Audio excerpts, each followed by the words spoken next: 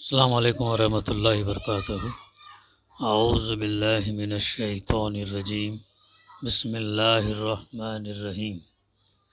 الف لام میم، ذالک الکتاب لا ریب فیہ ھدی للمتقین۔ صدق اللہ العلی العظیم۔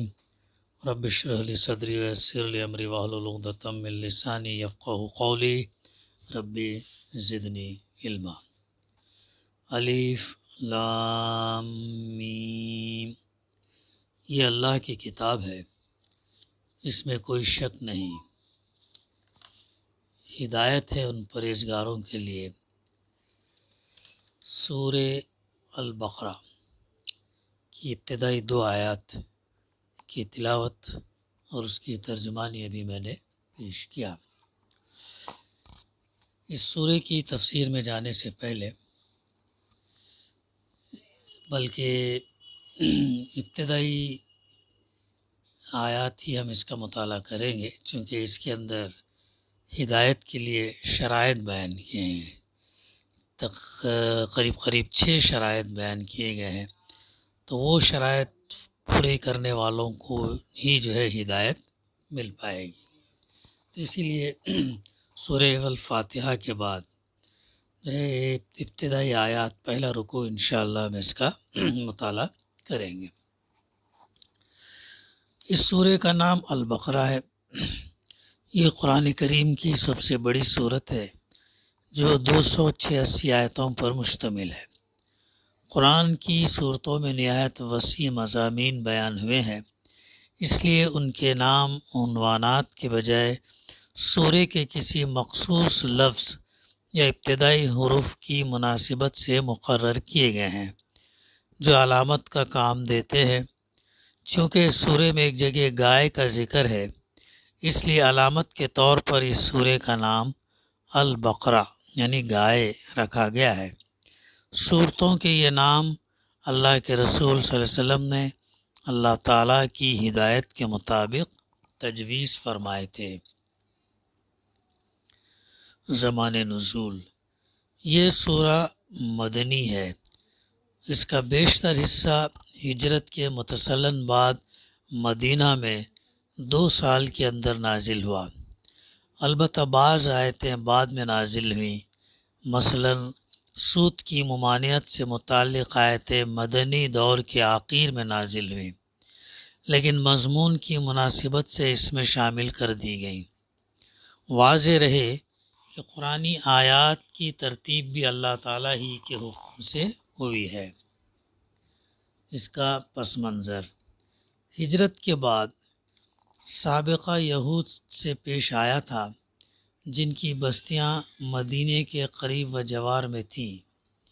یہ لوگ توحید، رسالت اور آخرت کو مانتے تھے، اور اصلاً ان کا دین اسلام ہی تھا، لیکن صدیوں کے انحطاط نے ان کو اصل دین سے بہت دور کر دیا تھا۔ چنانچہ ان کے عقائد میں غیر اسلامی عناصر کی آمیزش ہو گئی تھی، اور ان کی عملی زندگی میں بہت سی ایسی رسمیں اور طریقے رواج پا گئے تھے جو اصل دین میں نہ تھے، اور جن کا ثبوت ان کی کتاب تورات میں نہ تھا۔ اس سورہ میں ان کو اصل دین یعنی اسلام کی طرف دعوت دی گئی ہے۔ اس کا جو مرکزی مضمون ہے، ہدایت ہے، گائیڈنس ہے، رہنمائی ہے، راستہ بتانا ہے۔ اس میں واضح کیا گیا کہ جس طرح اس سے پہلے اللہ تعالیٰ انسانوں کی ہدایت کے لیے انبیاء علیہ السلام کے ذریعے کتابیں بھیجتا رہا ہے، اسی طرح اس نے حضرت محمد صلی اللہ علیہ وسلم کو قرآن کے ساتھ مبعوث فرمایا ہے۔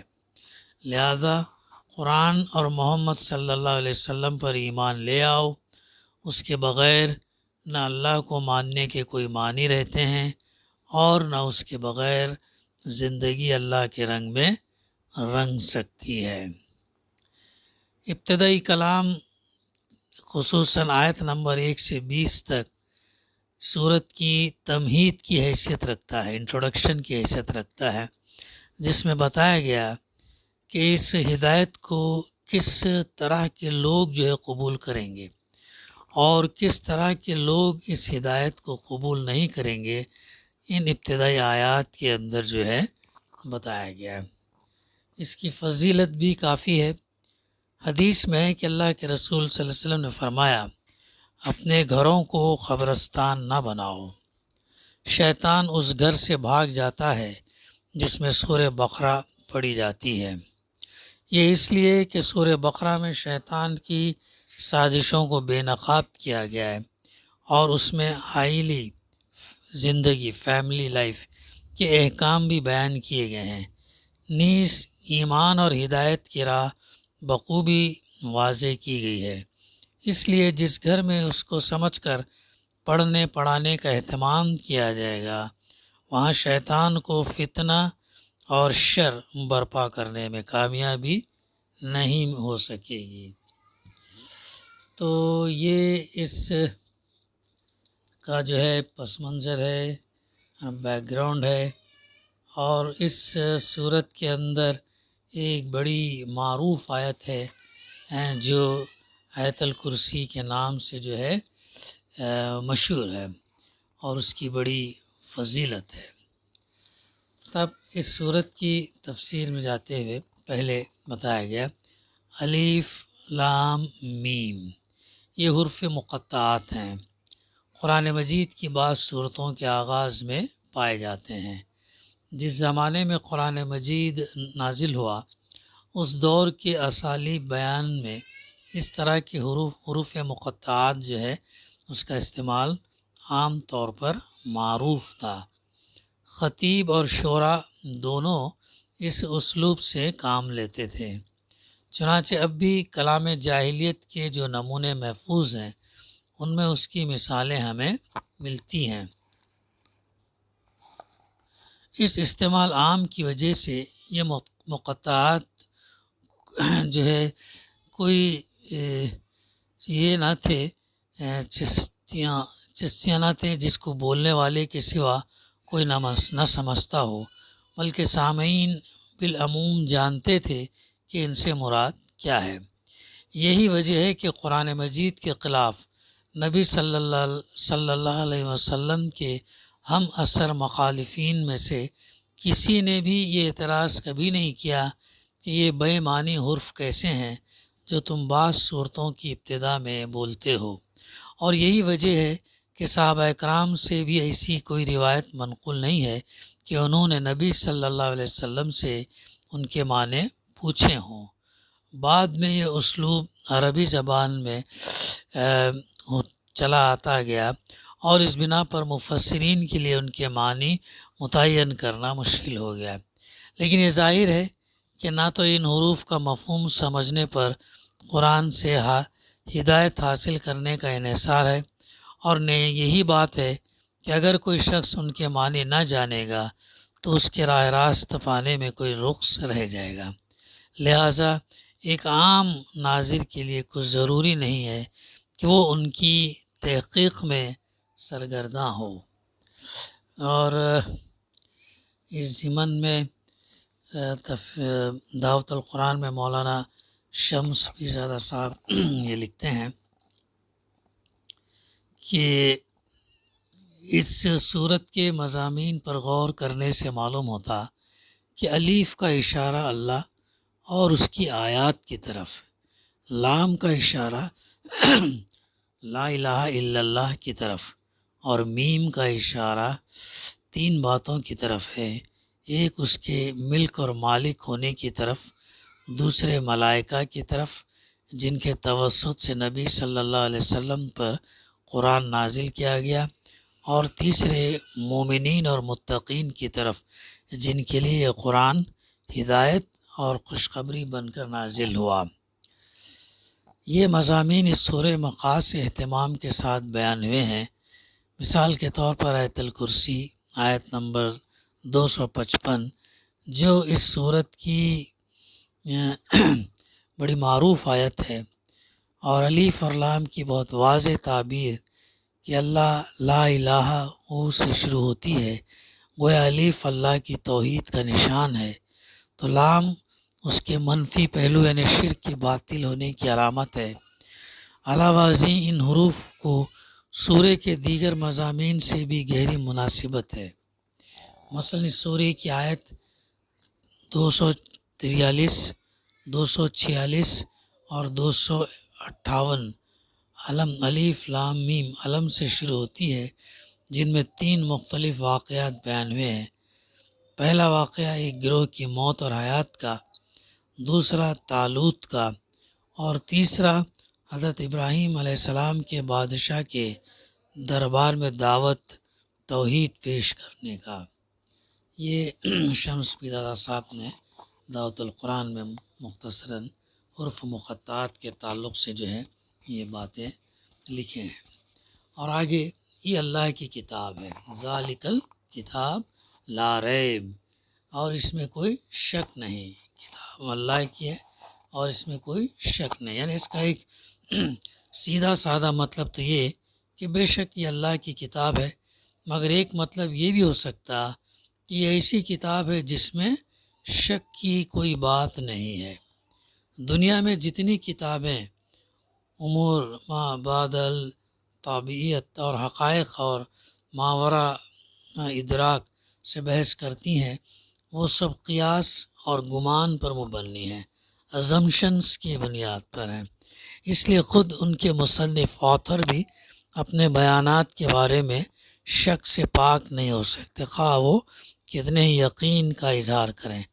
لیکن یہ ایسی کتاب ہے جو سراسر علم حقیقت پر مبنی ہے۔ اس کا مصنف وہ ہے جو تمام حقیقتوں کا علم رکھتا ہے، اس لیے فی الواقع اس میں شک کے لیے کوئی جگہ نہیں۔ یہ دوسری بات ہے کہ انسان اپنی نادانی کی بنا پر اس کے بیانات میں شک کرے۔ پھر آگے اس کی اور تفسیر میں یہ ہے کہ اس کے کلام الہی ہونے کے بارے میں ادنا شک کی بھی گنجائش نہیں ہے۔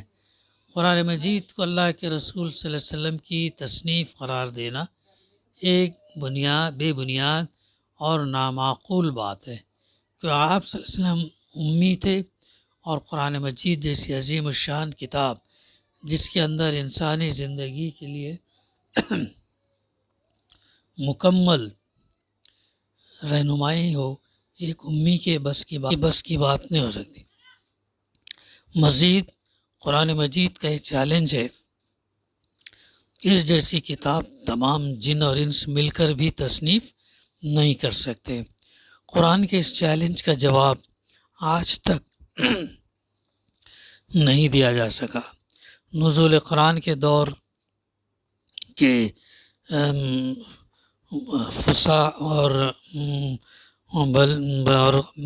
آتھرس جو ہیں اس کا جواب دینے سے قاصر رہے، اور بعد کے دور کا بھی کوئی شخص اس دعوے کو غلط ثابت نہ کر سکا۔ پھر فرمایا جا رہا ہدی للمتقین، ہدایت ہے کن لوگوں کے لیے؟ ان پرہیزگاروں کے لیے، پرہیزگار لوگوں کے لیے ہدایت ہے۔ یعنی یہ کتاب ہے تو سراسر ہدایت اور رہنمائی، مگر اس سے فائدہ اٹھانے کے لیے ضروری ہے کہ آدمی میں چند صفات پائی جاتی ہوں، چند کوالٹیز پائی جاتی ہوں۔ یہاں پر تفہیم القرآن کے اندر مفسر نے 6 اہم نکات بیان کیے ہیں۔ اولین صفت یہ ہے کہ آدمی پرہیزگار ہو، بھلائی اور برائی میں تمیز کرتا ہو، برائی سے بچنا چاہتا ہو، بھلائی کا طالب ہو اور اس پر عمل کرنے کا خواہش مند ہو۔ رہے وہ لوگ جو دنیا میں جانوروں کی طرح جیتے ہوں، جنہیں کبھی یہ فکر لاحق نہ ہوتی ہو کہ جو کچھ وہ کر رہے ہیں وہ صحیح بھی ہے یا نہیں، بس جدھر دنیا چل رہی ہو یا جدھر خواہش نفس ڈھکیل دے یا جدھر قدم اٹھ جائیں اسی طرف چل پڑتے ہوں، تو ایسے لوگوں کے لیے قرآن مجید میں کوئی رہنمائی نہیں ہے۔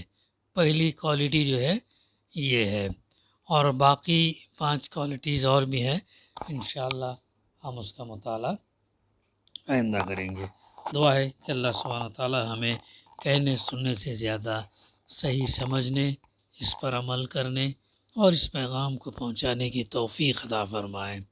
اور جیسا گزشتہ بھی ہمارے سامنے بات آئی کہ اللہ کی اذن سے ہی انسان کو ہدایت ملتی ہے، اللہ کی توفیق سے، اللہ کی رحمت سے ہی انسان کو ہدایت ملتی ہے۔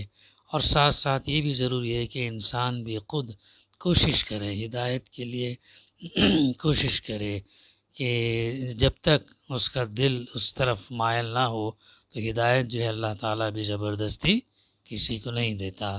تو ہدایت ملنا بھی انسان کی کوشش پر ہے، اور ساتھ ساتھ اللہ کی اذن، اللہ کی رحمت اور اللہ کی مرضی سے ہی جو ہے وہ ہدایت مل سکتی ہے۔ وآخر دعوانا ان الحمد للہ رب العالمین۔